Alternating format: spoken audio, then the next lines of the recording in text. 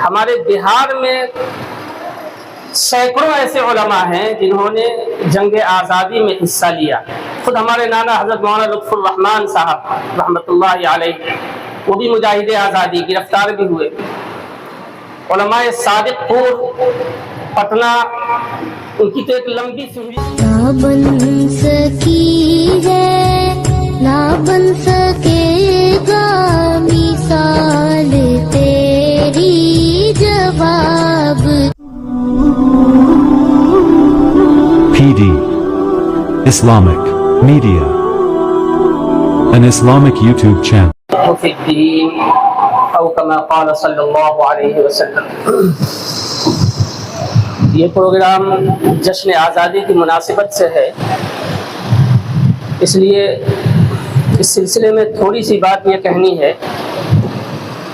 کہ ہم بچیوں کے لیے ضروری ہے کہ جو ہمارے علماء کرام اور اکابرین نے جنگ آزادی میں حصہ لیا ان کی پوری معلومات ہمیں ہونی چاہیے، اور خاص طور سے بہار کے ہمارے علماء. میں نے دیکھا پروگرام پیش ہوا، ماشاءاللہ سب لوگوں نے بہت اچھی طریقے سے، جو بھی دو چار نام لیے گئے وہ دوسری طرف کے تھے، یعنی یو پی وغیرہ کے اکابرین علماء کے نام لیے گئے. ہمارے بہار میں سینکڑوں ایسے علماء ہیں جنہوں نے جنگ آزادی میں حصہ لیا.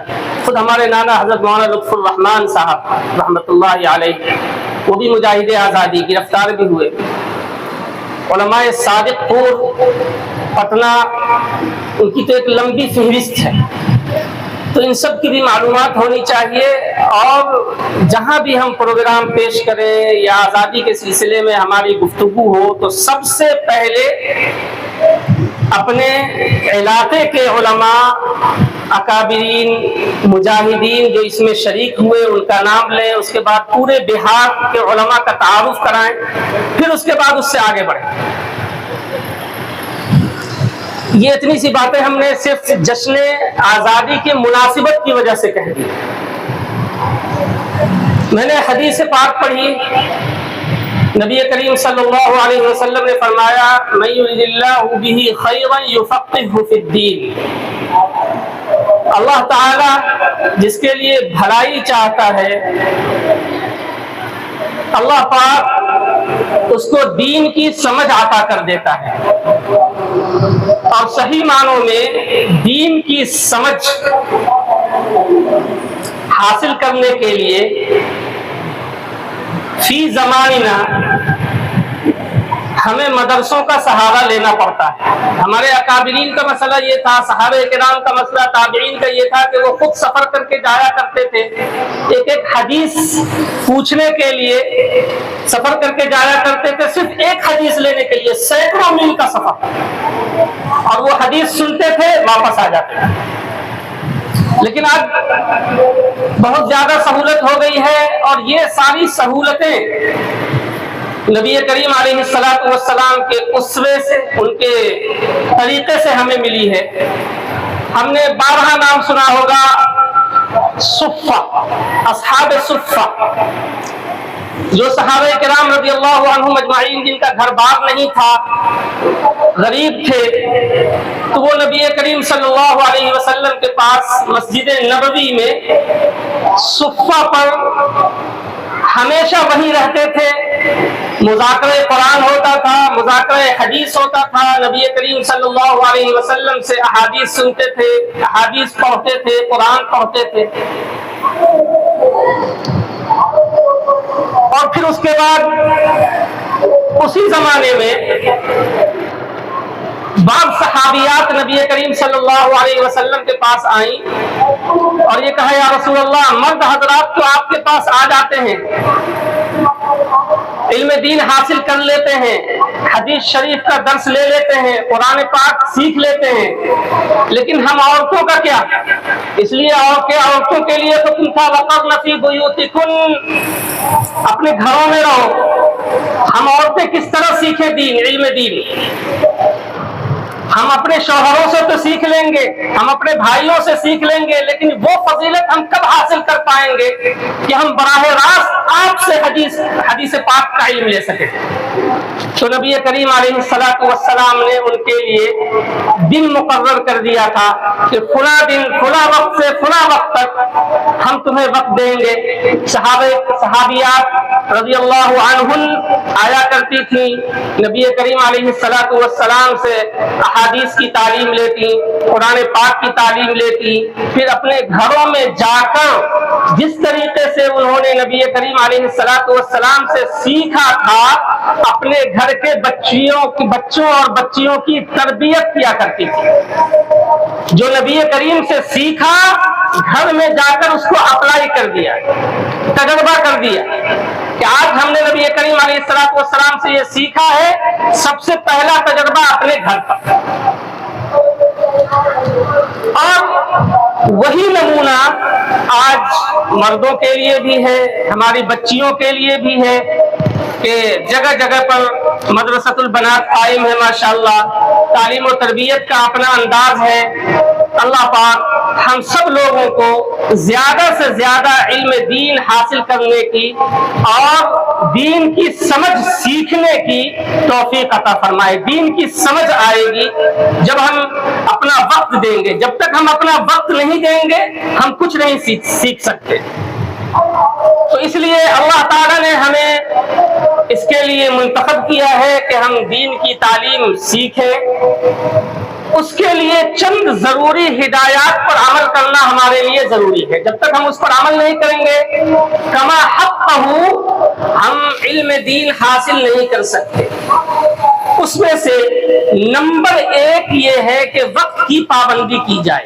आमतौर पे ये होता है कि किसी छुट्टी में हम घर गए, घर जाने के बाद कभी अब्बू बीमार हैं, अम्मी बीमार हैं, भैया बीमार हैं, ये काम हो गया, शादी हो। खुद हमारे घर में कई भाई ऐसे हैं, हम 8 भाई हैं अल्हम्दुलिल्लाह, और सब मदरसे से जुड़े हुए हैं। कई भाई ऐसे हैं जिनकी शादियों में मैंने शिरकत नहीं की। तो ये शादियों में शिरकत करना ये जरूरी नहीं। क्या है भाई, आज चचा की शादी है, कल चचा साहब बहन की शादी है, परसों भाई की शादी है, मौलाना साहब छुट्टी दे दीजिए, घर गए तो हफ्ते हफ्ते गायब हो गए। तो वक्त की पाबंदी बहुत जरूरी है। वक्त की पाबंदी, अव्वलन घर जाना कम किया जाए, और अगर गए भी किसी मजबूरी की वजह से तो वक्त पर हाजिर होना है, ताकि हमारे असबाक नागा ना हो, असबाक न छूटे। ये पहली शर्त है। और दूसरी शर्त ये है कि हर वक्त हमा वक्त इंसान बावजूद रहे। तालिब इल्म हो या तालिबा हो, एक अदना सा मुसलमान हो, उसे भी चाहिए कि वह हमा वक्त बावजूद रहे। हर वक्त, पढ़ाई का वक्त हो या ना हो, खास तौर से जब वक्त शुरू हो तालीम का, तो हम दरसगाह में बगैर वजू बनाए हुए न बैठे। वजू बनाना ही बनाना है, मैं किसी भी हाल में रहूं, वजू बनाना है, फिर उसके बाद दरसगाह में हाजिर होना है। ये नंबर 2। नंबर 3, तीसरी शर्त यह है कि हमें गुनाहों से बचना है, और उन गुनाहों में जो सबसे बड़ा गुनाह हम बच्चों के अंदर पाया जाता है, वो है झूठ बोलना। झूठ। उस्ताद ने कोई बात पूछी, उस्ताद को मालूम है कि फला बच्ची ने ये काम किया है, लेकिन पूछा अगर कुछ, झूठ बोल दिया।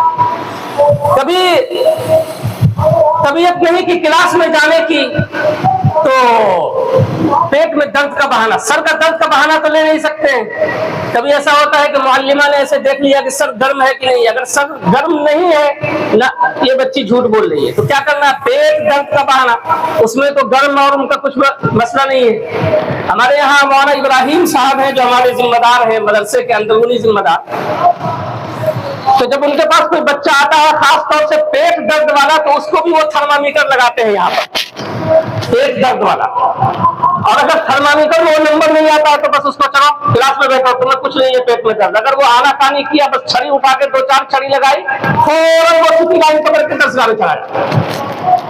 तो झूठ से बचना है, किसी भी किस्म का झूठ हो, बिल्कुल नहीं। अगर झूठ बोलेंगे गुनाह सरजद होगा, तो अल्लाह ताला ये इल्म की दौलत हमें नहीं देगा। तो झूठ से बचना है, वक्त की पाबंदी करनी है, اور چوتھی چیز اعلی علم کا ادب و احترام.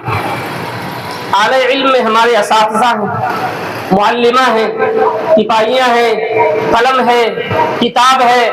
کیا ہے کہ ایک سہیلی کے پاس قلم نہیں ہے، اس نے مانگا، ایسے نکالا قلم اور پھینک کر کے دے دیا. نہیں، پھینک کر کے نہیں دینا، بڑھ کر کے دینا. تو ادب، بغیر ادب کے انسان کچھ بھی حاصل نہیں کر سکتا.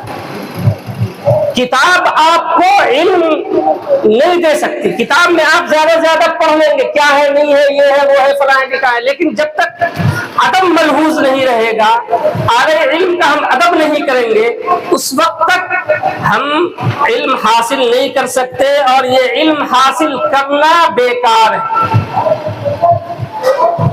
تو اس لیے ضروری ہے کہ ان باتوں کا احترام. اس طرح کی اسلامک ویڈیو دیکھنے کے لیے ہمارے P D Islamic media channel کو ضرور سبسکرائب کریں.